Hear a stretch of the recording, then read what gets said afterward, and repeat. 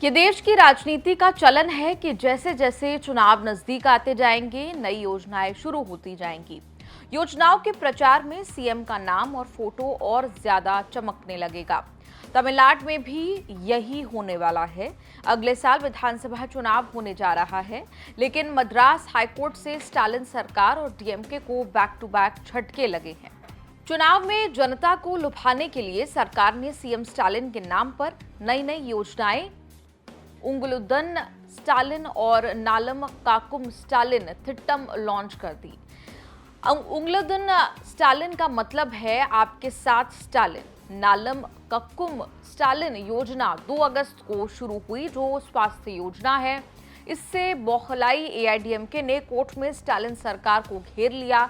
कहा कि ऐसा करके सरकार ने सुप्रीम कोर्ट की गाइडलाइन और चुनाव आयोग के नियम तोड़े हैं। मद्रास हाईकोर्ट ने ऐसा आदेश दिया जिससे स्टालिन सरकार की योजनाओं पर चुनाव से पहले पानी फिर गया। एआईडीएमके सांसद सीवी षणमुगम ने मद्रास हाईकोर्ट में केस कर दिया। चीफ जस्टिस मनीन्द्र मोहन श्रीवास्तव की हाईकोर्ट बेंच ने आदेश दे दिया कि सरकारी कल्याणकारी योजनाओं से संबंधित प्रचार सामग्री में सीएम के नाम या उनकी तस्वीर का उपयोग ना हो।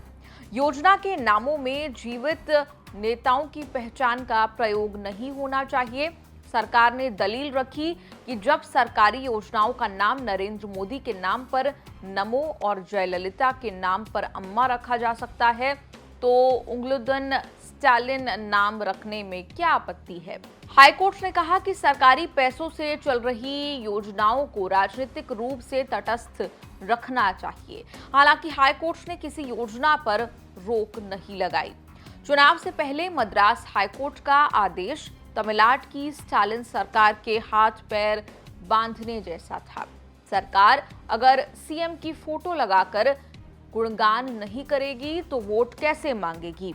सरकार भागी भागी सुप्रीम कोर्ट पहुंची। चीफ जस्टिस बीआर गवई और जस्टिस विनोद चंद्रन की बेंच के सामने याचिका लगाई कि ऐसा कैसे चलेगा। तमिलनाडु सरकार को बड़ी राहत ये मिली कि सुप्रीम कोर्ट ने याचिका को सुनवाई के लिए मंजूर कर लिया है। 6 अगस्त को सुप्रीम कोर्ट तय करेगा कि सरकारी योजनाओं में सीएम का नाम या फोटो इस्तेमाल किया जा सकता है या नहीं। सुप्रीम कोर्ट का आदेश तमिलनाडु ही नहीं, पूरे देश की सरकारों के लिए एक बार फिर लैंडमार्क जजमेंट बनेगा। 2015 में सुप्रीम कोर्ट में रूलिंग दी थी कि सरकारी विज्ञापनों में सिर्फ प्रधानमंत्री और भारत के चीफ जस्टिस की फोटो छापने की अनुमति दी थी। किसी और नेता और व्यक्ति की फोटो लगाने पर रोक लगी। तब केंद्र सरकार समेत कई राज्यों की सरकारों ने इसका विरोध किया था। तब जस्टिस रंजन गोगोई और जस्टिस पीसी घोष की बेंच ने पुनर्विचार याचिकाएं स्वीकार करते हुए आदेश में संशोधन किया और राज्यपालों, मुख्यमंत्रियों और संबंधित विभाग के मंत्रियों के फोटो सरकारी विज्ञापनों में छापने की इजाजत दी थी। तब मुकुल रोहतगी केंद्र सरकार के वकील थे। अब मुकुल रोहतगी स्टालिन सरकार की पैरवी कर रहे हैं। अभी जो विवाद हुआ उसमें स्टालिन के साथ साथ तमिलनाडु के बड़े बड़े नेताओं, डीएमके संस्थापक और पूर्व करुणानिधि पेरियार सीएन अन्नादुरई की भी फोटो लगी है।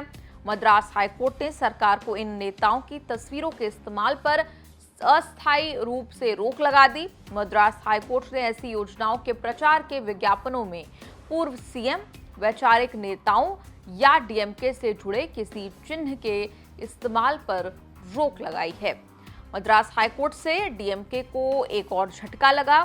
चुनाव से पहले डीएमके ने अपने संगठन विस्तार के लिए सदस्यता अभियान शुरू किया।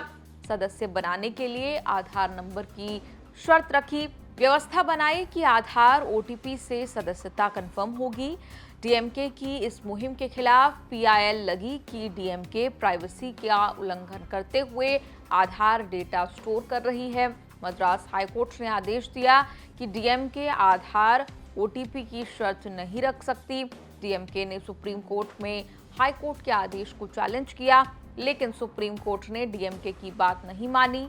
सुप्रीम कोर्ट ने हाईकोर्ट का आदेश बरकरार रखा कि डीएमके पार्टी कैंपेन में आधार ओटीपी की शर्त नहीं रख सकती। कोर्ट कचहरी के इस एपिसोड पर आपकी क्या राय है? आप कमेंट्स में लिखकर जरूर बताएं।